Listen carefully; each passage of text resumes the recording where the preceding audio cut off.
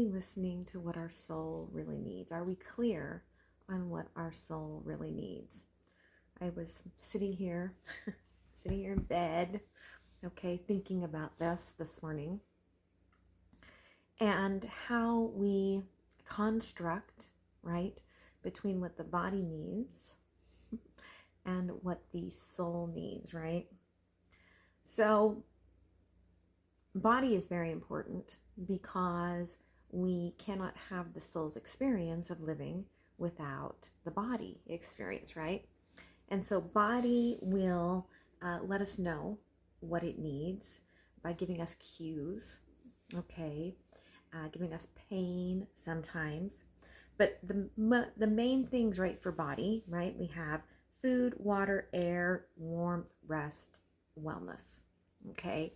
That's what the body needs most, like the baseline, right? So that the body can function to support the soul's journey, okay? So anything that impacts these biological needs, the body's going to let us know, because the physical body stores our lessons. It stores our emotional needs. It stores what we are, taking in to learn and to grow. And those areas can become pains, right? It's easy for us to stop for a minute when we're dealing with pain and to kind of listen to our body and determine, right, like, what is my body feeling when I feel this emotion? And slowly over time, you'll realize it. Now, a lot of people will classify love as being a basic human need. A lot of the hierarchy charts that you see will put love and belonging together. But the body doesn't necessarily need love as a construct of what we call love, okay? Because what the body needs is belonging, community, connection, okay? All of that creates that chemical release, which, oxytocin, right? Like, that is the chemical release of love for the body. The body is stimulated through chemical reactions. And so the body, right, the love that the body needs is as easy as getting a hug, okay, from someone. The body does not need that deep seeking love that we are trying to find through our intimate relationships. That's the soul's journey. That's not the body's journey. The soul is seeking that most divine love, that most divine connection, and the soul experiences that through the chemical reactions of the body. And so we kind of intertwine the two. And when we fall out of trust with others, when we spend too much time alone, when we don't have the connections of intimacy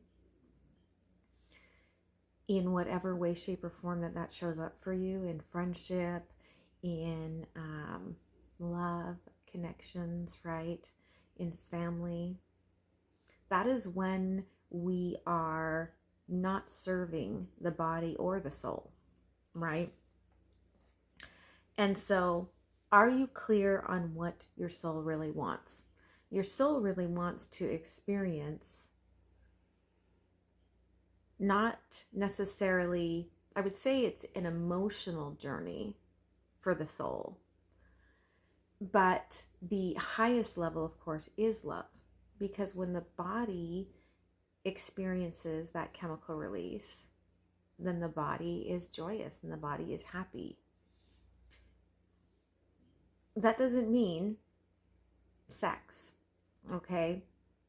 Because if you have had severe trauma, if you are in a strained relationship, you're going to start to program your body to have different chemical reactions to that very intimate energy.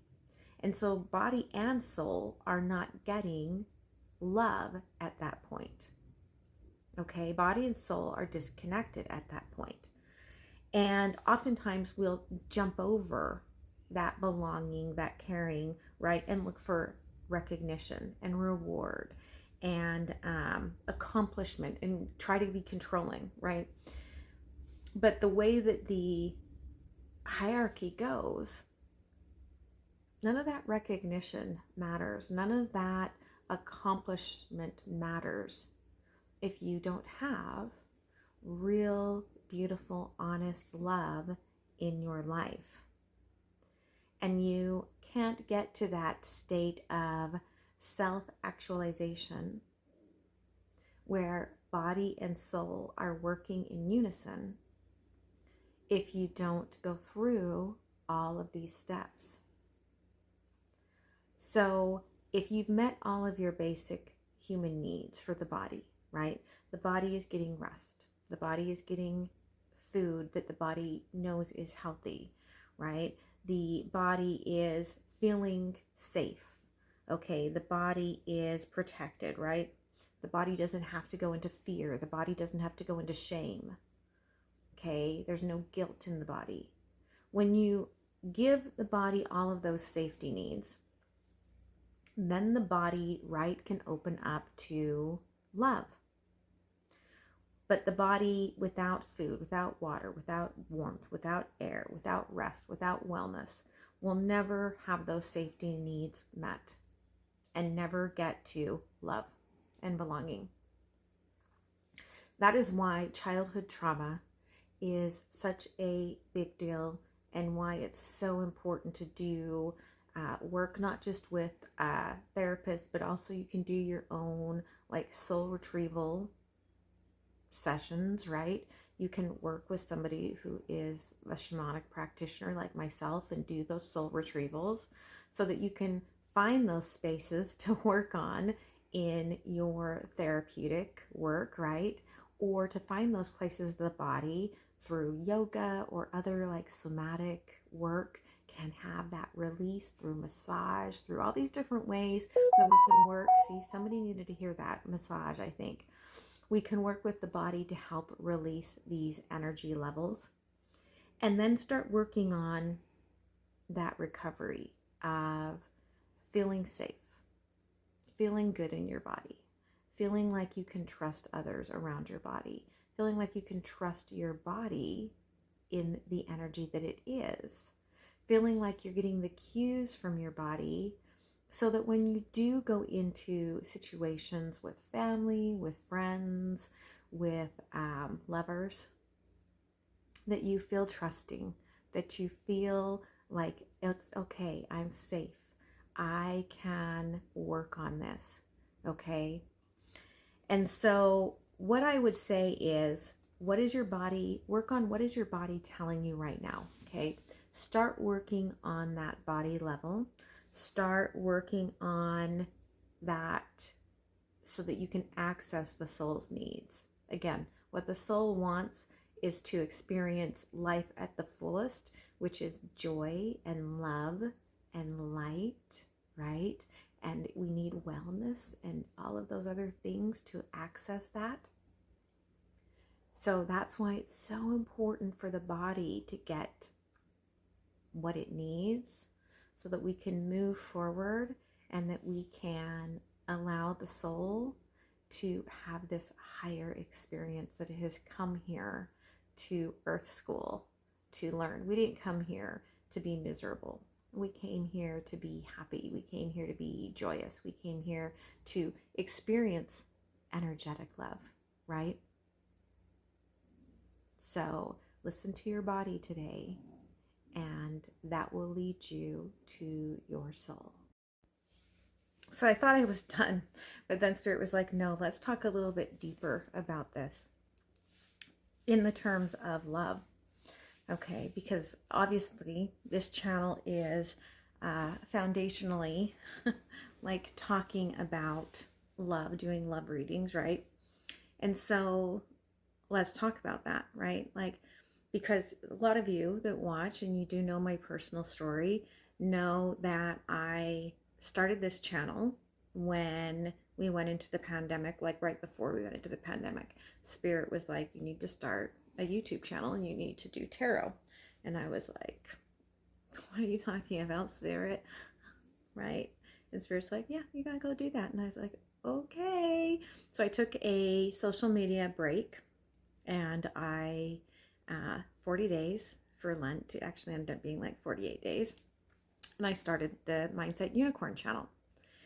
And as I went through this, I also was going through my shamanic teachings with my shamanic teacher, who is a practicing shaman for the past 4 years.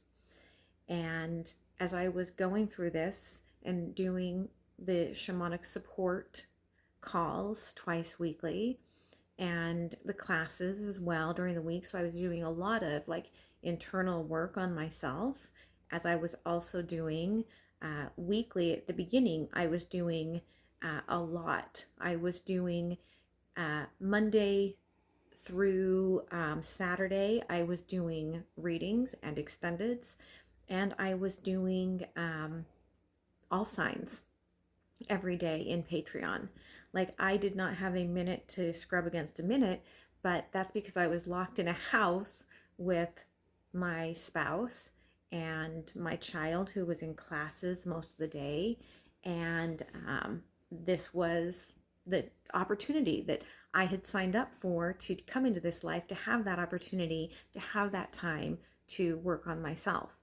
And as I worked on myself, things within my marriage that had been overlooked because of all of my inner child's fear of abandonment and fears of being left behind and not being loved started coming up to the surface, as well as all of my childhood abuses started coming up to the surface.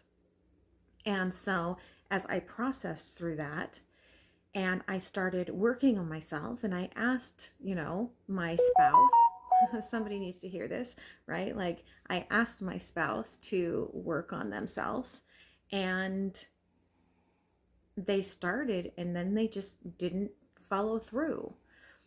And I started realizing, and this started before the pandemic, that I started realizing what spiritually I wanted from love. Like, I already knew physically and emotionally I was not getting my needs met in my marriage. But I did not question that I was here to find that deep spiritual connection. And to me, that deep spiritual connection is, right, somebody that, yes, there is that spark that will interject passion, right? Because body wants that oxy. And when you look in someone's eyes, you want to get that, right? Like in the book that I'm writing, The Awakened Heart, like I go through the biochemical reactions in the very first chapter of why, when you meet someone and you look in their eyes, why does that lead to this feeling that you are in love? Okay. And so what it comes down to is chemical reactions, right? But the chemical reactions, again, don't take place and don't move forward if you don't address the other needs, because you have to have all of that taking care of yourself, right, as far as the body, and then taking care of yourself as far as the healing, to be able to get to that deep connection. And as I went through that process, and I realized that the things that mattered to me, right, it's somebody that can like show up, right? Somebody that can spiritually and emotionally show up. The physical obviously is going to be something that's going to be important for body, but the physical, and I don't know if it's this way for everyone, okay, I'm going to put that part out there, but I consider myself demisexual. And so if I don't have the emotional needs met, the physical needs are like, why should I even go there, right? And there are physical limitations sometimes when you've had sexual abuse, right? And so that's something that you have to deal with in order to let your body know again that it is safe to be able to have those intimate moments with someone. And so as I started unraveling and I started connecting inside, internally, with my deeper divine feminine and divine masculine, I started to construct what I desired out of my divine masculine, because I do see myself as divine feminine. That doesn't mean female, just so that all of you know, we have both energies within us and we resonate higher with one frequency or the other. And I see myself as being divine feminine energy, but I had squashed her down so far that she couldn't come out. And I was so like aggressively, toxically masculine in my energy. And as I went through and I healed her, and she started to learn how to be able to say that she was sorry for things that she did when she was hurt, and she started to learn how to allow herself to feel love and to accept love, it was a changing ball game. And so when you change that, and then you get into a situation that then takes you back to that first level where you aren't getting your basic needs met, where the situation is making it so you cannot sleep, where your body is having those past bad reactions, right? For me, that's like the IBS and a lot of the fear showing up in the body. And that means you're not trusting your situation. Well, that's the sign from body that you have to correct things or you have to move on. And this moving on process for me has been the scariest process that I have ever gone through. But so I'm going at this this is my body now fighting for the second level. Like, I'm doing everything every day to take care of myself. And right now my body is fighting for that protection and that safety and that trust, and to make sure that my life is going to be okay moving forward. And I know that as soon as I get that taken care of, that opens me up to community, which has been slowly happening, and connecting with others. And those are the steps to get to the point where you are very open to love. And I know what I want, and I've seen the basics of what I want out there.